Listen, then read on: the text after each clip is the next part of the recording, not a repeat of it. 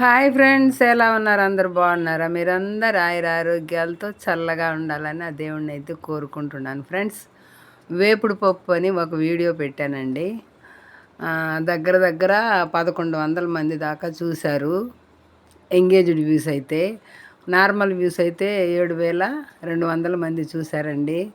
Thank you very much అంతమంది చూసినందుకు. వేపుడు పప్పు, దానికి నంచుకోవడానికి సైడ్ డిష్గా ఆమ్లెట్ వేస్తున్నాను మా వారికి.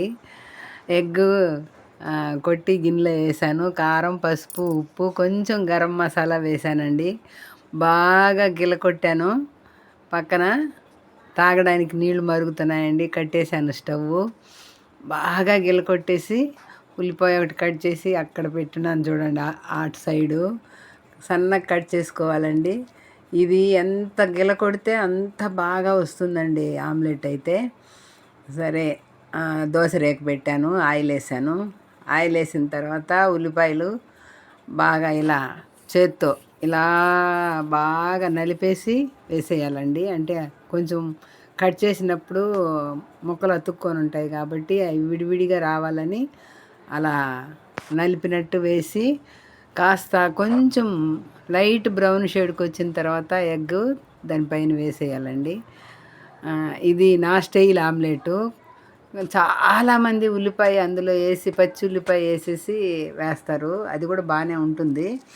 కానీ నేను ఫస్ట్ నుంచి ఇదే ఏ టైప్ ఆఫ్ ఆమ్లెట్ చేయాలన్నా ఉల్లిపాయ మాత్రం చక్కగా కొంచెంసేపు అలా డ్రై చేస్తాను అన్నమాట. కొంచెం అట్లా ఆయిల్లో మగ్గిస్తాను. తర్వాత కొంచెం ఆయిల్ సరిపోకపోతే పైన కొంచెం వేసుకొని అలా తిప్పేసామనుకోండి, బాగా ఫ్లఫీగా వస్తుంది ఆమ్లెట్. ఇంత లావుగా ఉబ్బుతుంది. అది మా వారికి సైడ్ డిష్. వేపుడు పప్పు, కూర, ఆమ్లెట్ సైడ్ డిష్గా అయిపోయింది. వేపుడు పప్పు అయితే చాలామంది చూశారండి. మరొకసారి చూసిన వారందరికీ థ్యాంక్ యూ చెప్తున్నాను. 1100 మంది చూసున్నారు. అంటే స్వైప్ చేయకుండా 1100 మంది చూసున్నారు. అదండి, ఆమ్లెట్ అయితే రెడీ అయిపోయింది. ఆమ్లెట్ అయిపోగానే మా వారికి భోజనం పెట్టేస్తాను. తర్వాత ఇంకొకటి ఏంటంటే, అంతా అయిపోయిన తర్వాత వంట అంతా అయిపోయిన తర్వాత స్టవ్ తుడిచేసుకుంటాం కదా, శుభ్రంగా తుడిచేసుకొని అదిగోండి పప్పు, అది ఆమ్లెట్. వంట అయితే రెడీ అయిపోయింది. రైస్ కూడా అయిపోయింది. మా వారికి వడ్డించేసిన తర్వాత స్టవ్ విషయానికి వస్తే బాగా తుడిచేస్తాం కదండి. ఆయిల్ అది ఇది అంతా ఈ ఎగ్ అది వాసన అంతా ఉంటుంది కదా, బట్ట పెట్టి బాగా తుడిచేసిన తర్వాత వేడివేడి గంజి ఉంటాయి కదండి, వేడివేడి గంజి అన్నం వారుస్తాం కదా. కుక్కర్ లేదండి, కుక్కరు అన్నం ఎన్నో సంవత్సరాలు అయిపోయింది కుక్కర్ అన్నం మేము మానేసి వారు చేసుకుంటాను.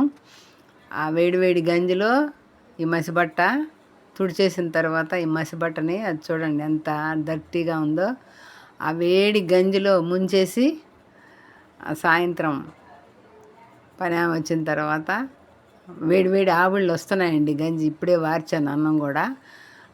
పైన తెట్టు కడుతుంది, దాన్ని తీసేసి శుభ్రంగా ఏ బట్ట అయినా సరే, మసిబట్ట కానీ స్టవ్ తుడిచిన బట్ట కానీ అలా గంజిలో నానబెట్టేసుకొని పని వచ్చినప్పుడు శుభ్రంగా దగ్గరుండి ఉతికించేసుకున్నారంటే శుభ్రంగా ఉంటుందండి. వీడియో నచ్చితే లైక్, సబ్స్క్రైబ్ ప్లీజ్.